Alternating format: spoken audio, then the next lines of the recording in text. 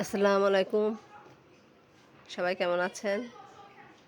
তা আমরা রওনা হলাম রেস্টুরেন্টের উদ্দেশ্যে। আ চলে আসলাম আরকি।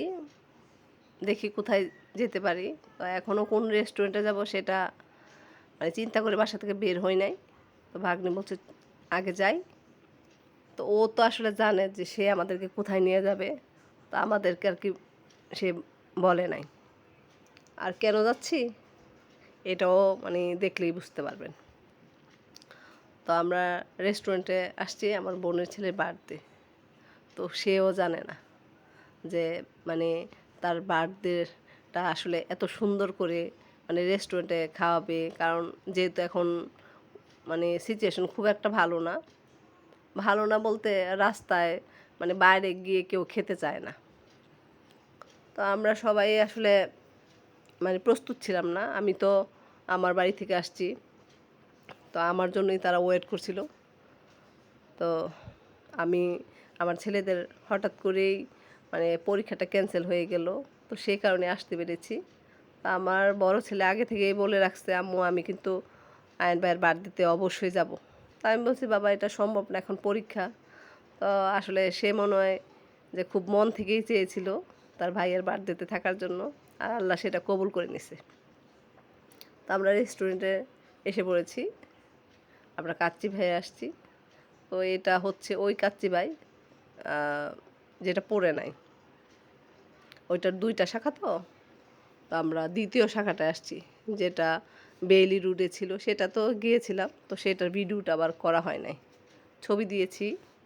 আর ওখান থেকে আমরা আসার তার কয়েকদিন পরেই নাকি ওই অ্যাক্সিডেন্টটা হয়েছে। তো আসলে খুব খারাপ লেগেছে। তো তারপর থেকে নাকি কাচ্চি ভাই সেভাবে আর কি মানুষ-টানুষ খুব কম আসে। কিন্তু এখানের অবস্থা দেখে আপনারা বুঝতে পারছেন যে এখানে আসলে মানুষ কম না, অনেক বেশি। বরং আমরা সিরিয়ালে ছিলাম, অনেক নাম্বার সিরিয়াল। তা আমরা হচ্ছে সবাই ওয়েট করছি। তো আমরা একটা টেবিল নিয়ে বসলাম। আমাদেরকে বড় একটা টেবিল দিল, কারণ যেহেতু মানুষ বেশি গিয়েছি। তো আমাদের ছোট টেবিলে বসলে হবে না, আলাদা আলাদা টেবিল। তো বড় যে টেবিলটা সেটা আর কি আমরা নিয়েছি। তো আমার ছেলে মেনু দেখছে বড়দের মতোই। তা ওকে আবার জিজ্ঞেস করলাম কোথায় আসছি।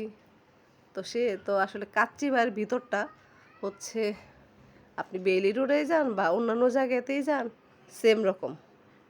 মানে ভিতরের ডিজাইনটা একই রকম মনে হচ্ছে যে একটাতেই গিয়েছি, এরকম একটা অবস্থা আর কি। তো আমি আবার কিচেন টিচেন সব কিছু একটু দেখে আসলাম। আর ওয়াশরুমে গেলাম, গিয়ে বেসিনের কাছে গিয়ে আসলে দেখলাম যে পরিষ্কার কিনা। তা আল্লাহর মতো সবই পরিষ্কার। পরে খাবার দাবার দিল পরে আমরা খাবার দাবার খেয়ে আর কি এর আগে আর কি আমরা একটু ছবি টবি তুললাম। তো আমরা মানুষ বেশি কিন্তু সেভাবে খেতে পারি না। ওইখানের যে কাচ্চিটা তো খুবই ভালো ছিল।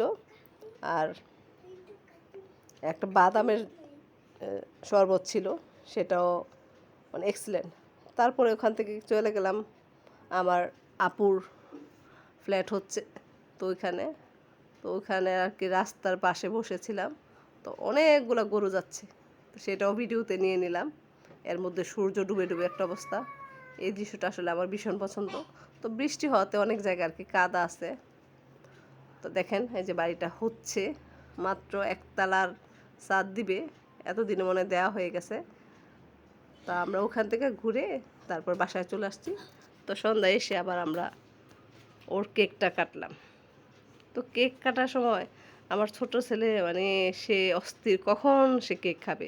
বার্থডে কাকে কেক খাবে সেটা নিয়ে তাদের মাথা ব্যথা নয়, তাদের মাথা ব্যথা তারা কখন কেক খাবে। আর এটা দেখে আমার আপু, আমার দুলাভাই সবাই হাসাহাসি করছে। তো ভিডিওটা এই পর্যন্তই। কেমন হয়েছে জানাবেন।